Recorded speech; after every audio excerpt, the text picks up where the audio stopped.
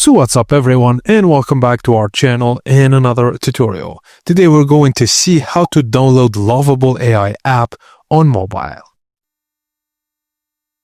If you're on Android, open Google Play Store.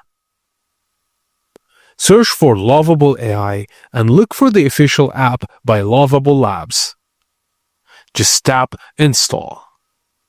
Wait for it to complete, then open it and sign in with your account. After installation, you can start building apps and websites using prompts. And if you're on iPhone, open the App Store. Then search for Lovable Build Apps with AI. Tap Get, and then install and open the app when it's done. Sign in with your Apple or email. Lovable lets you create websites using text prompts, build simple apps without coding, and edit projects using chats with preview results instantly. So they brought this to your mobile phone and your palm of your hand, so make sure you download it. And that's it guys, as simple as that. Thank you for watching and please don't forget to like and subscribe for more tips and tricks like this.